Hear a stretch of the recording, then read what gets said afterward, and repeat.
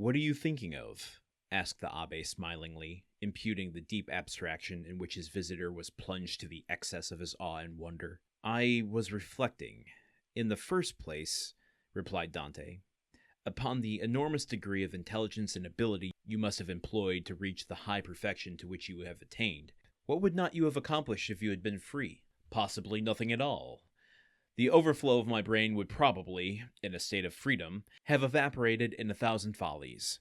Misfortune is needed to bring to light the treasures of the human intellect. Compression is needed to explode gunpowder.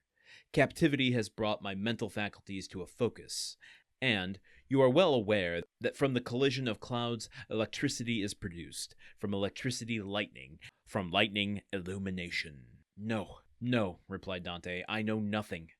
Some of your words are to me quite empty of meaning.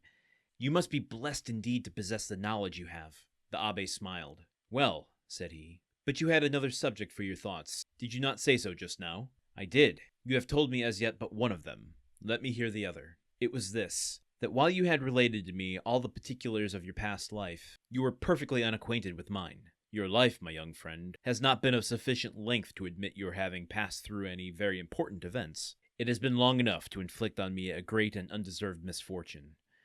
I would fain fix the source of it on man, that I may no longer vent reproaches upon heaven." "Then you profess ignorance of the crime for which you are charged?" "I do indeed, and I swear by the two beings most dear to me upon earth, my father and Mercedes." "Come," said the abbé, closing his hiding place and pushing the bed back to its original situation. "Let me hear your story."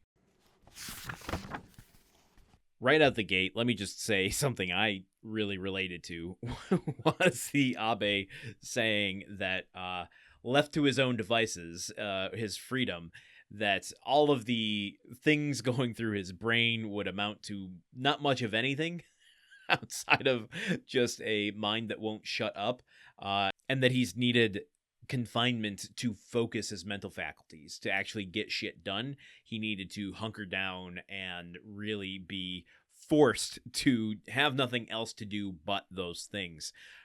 My goodness, did I feel that in my bones. There's so many things I think about doing that I want to do, and yet I don't know if it's a time management thing, if it's the fact that I just start a daily podcast on a whim, what the problem actually is, but I have far more ideas go through my head of things I would like to do than I can actually employ in a day, a week, a month, a year, a lifetime. So am I saying I need to be imprisoned? No. I'm not saying that. I'm saying maybe a healthier alternative is just letting go of some of the ideas you want to do, Landon. Maybe that's the way to go. Anyway, one other kind of interesting thing that I find between this interplay between the two of them is Dante is kind of putting himself down, saying, "I don't understand half the words you're saying.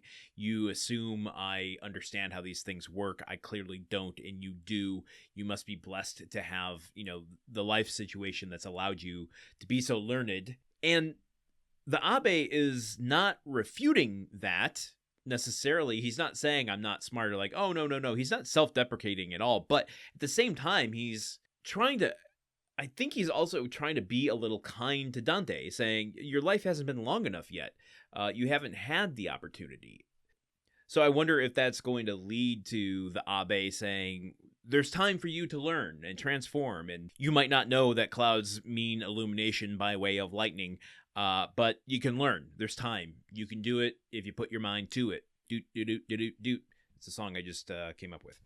But they're also kind of, at this point, representing different things, aren't they?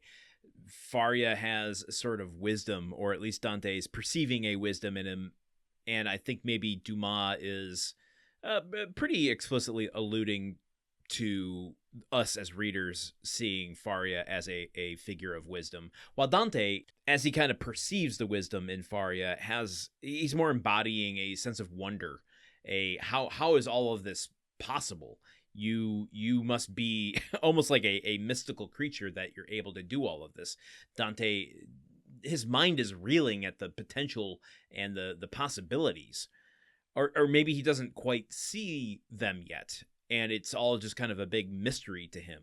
But let's not distract from the big cliffhanger of this page where Faria is asking Dante to tell him his life story. Should we just start back from page 1? Chapter 1, The Count of Monte Cristo. Arrival at Marseille. Do you think we're going to have to go through the bullet points of this, or is Dumas just going to like skim over it and hopefully treat its readers like, you're keeping up with this, so I'm not going to have to go into it. I hope the latter.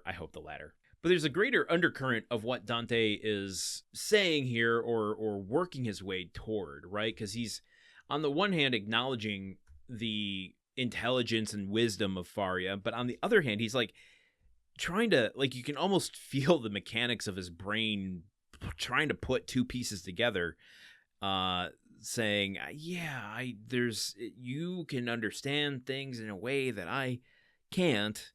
And Faria is saying, well, there was a second thing you wanted to say. What was it? And it's like he's struggling to figure out what that is.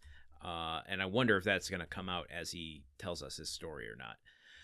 But there's only one way to find out, and that is to come back tomorrow for another episode of Chapter 17. Until then, you know where I'll be, right here. Okay, goodbye. The Countdown of Monte Cristo is part of the Gruntwork Podcast Network.